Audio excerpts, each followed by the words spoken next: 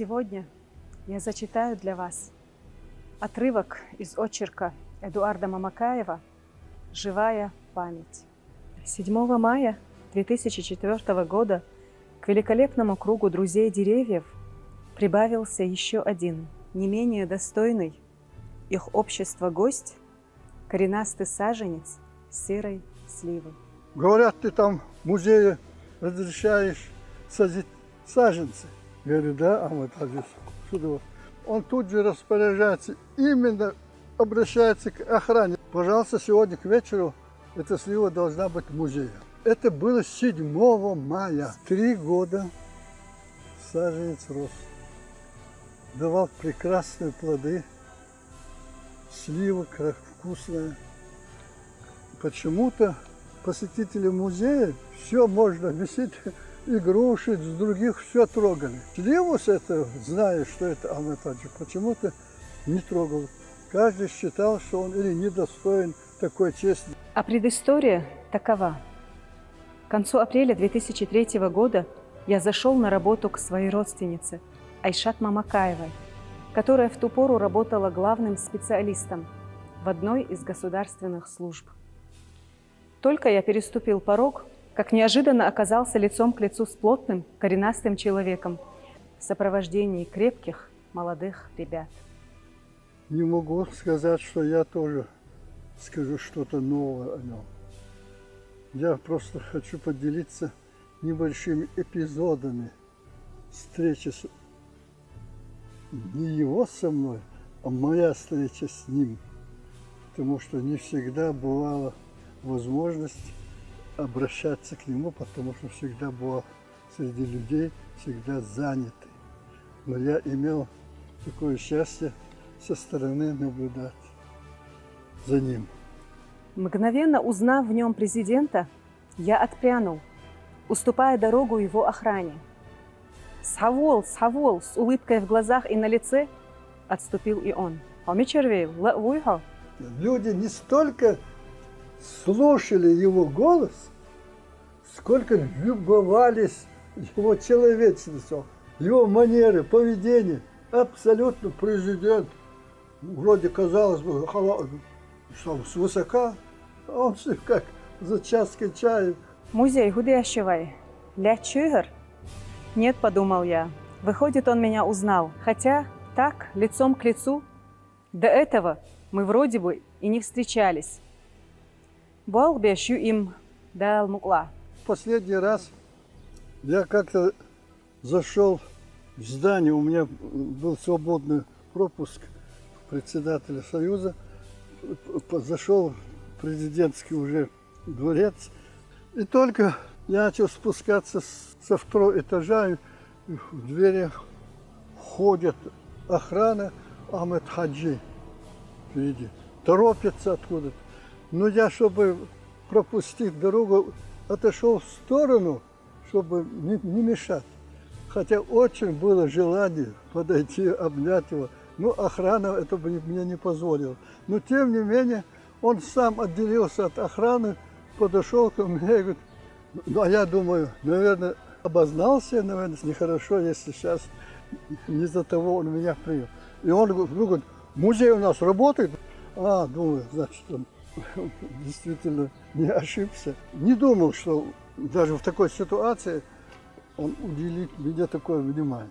Я ему говорю, Ахмед, я очень, конечно, хотел за руку обнять, но посторонился, чтобы вам не помешать. Думаю, что не узнать. Да как это? Почему я не узнаю? Я тебя знаю. Даймахк, Нана, Стенслар, Асшукбезамсай. Ца терз дац и уз, хэрбац и дыкчуби. Дависк, Даймахк, Нинах санна, Ханмара херча, даггара. Когда говорят о нем другие люди, почему-то я абсолютно ухожу в другую мысль, думу какую-то, бесконечная боль об утрате этого человека. Богом данное спасение для нашего народа в этот момент. Я не знаю, сознавал ли он сам свое значение, поскольку наверняка все-таки свыше так народу был сделан свыше этот подарок.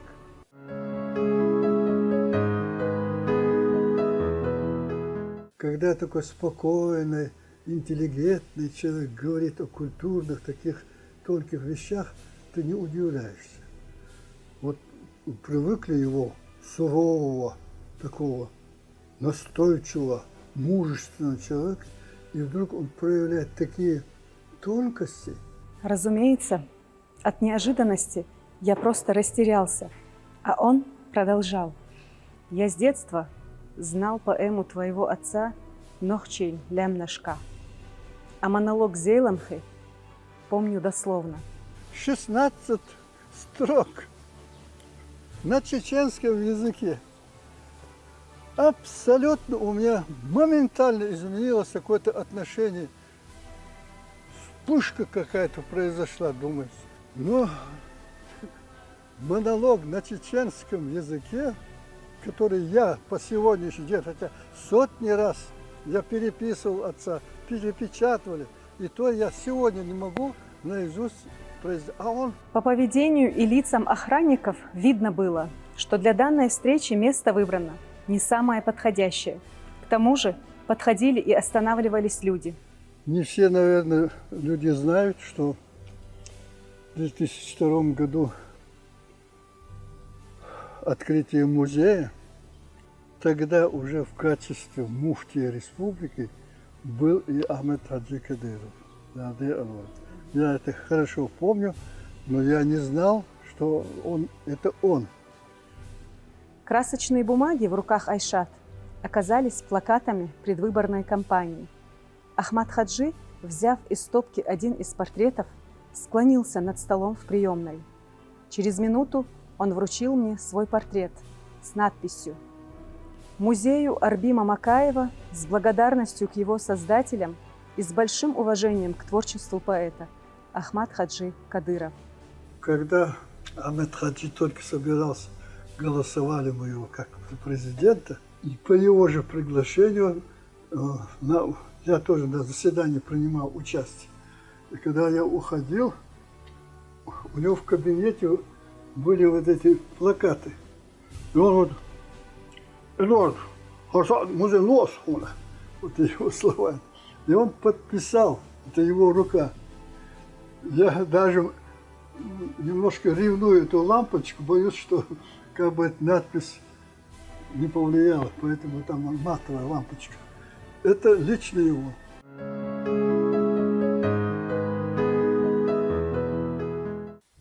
Эта комната в основном посвящена была к 60-летию Ахмед Хаджи Кадырова. К 70-летию его немножко мы обновили. Здесь вроде объем маленький, но вся литература, что касается Ахмед Хаджи, находится здесь. Вот ваза, которую собирался Ахмед Хаджи привезти 11 мая, день посадки саженца, он собирался подарить музею. Но не получилось. Это после его смерти парламент нашей республики с таким объяснением вручили нам вот этот бесценный подарок его. С первых же дней возрождения Союза писателей Ахмад Хаджи Кадыров должным образом определил значение творческой интеллигенции в деле духовного возрождения нации.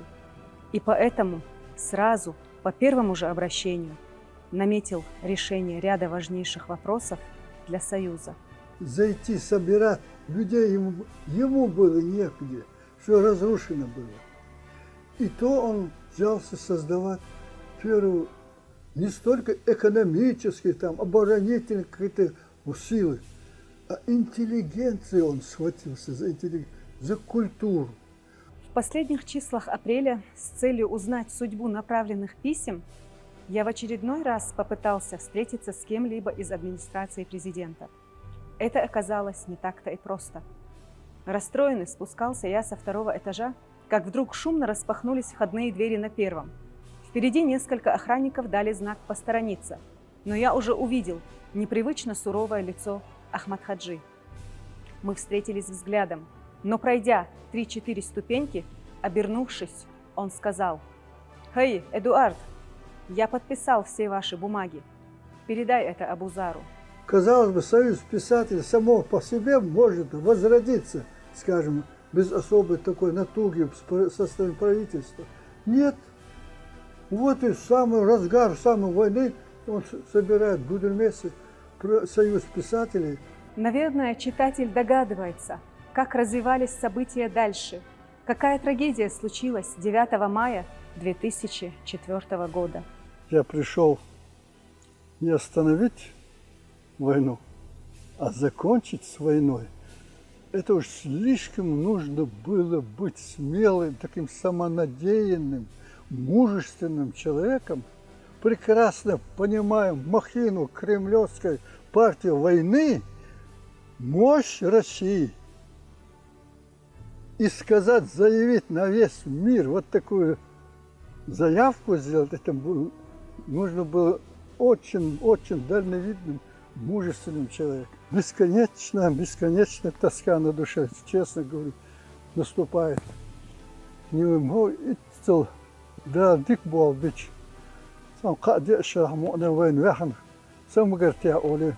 Хадим дага ноо дохом бады. Дала صديق شتي حقيقين. هم وصل واتش. تي حقيقين. وديك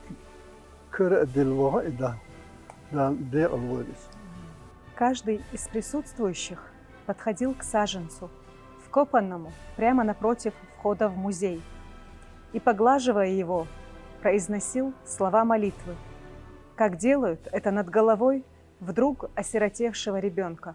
Так число памятных деревьев, носящих имена дорогих для моего отца и меня людей, в этот печальный день пополнилось еще одним великим именем.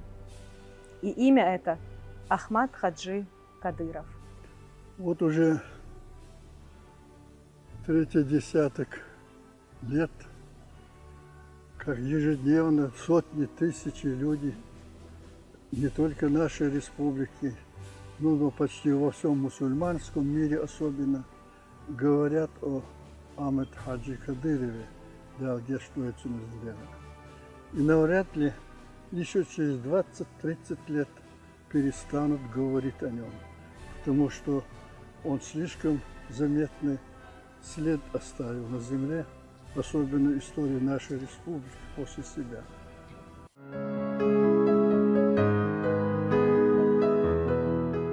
Я написал пьесу, посвященную истории посадки этого саженца. Был объявлен конкурс по Северному Кавказу на лучшее произведение о нем и о антитеррористических содержаниях. Эта пьеса заняла первое место в Махачкале 5 лет тому назад.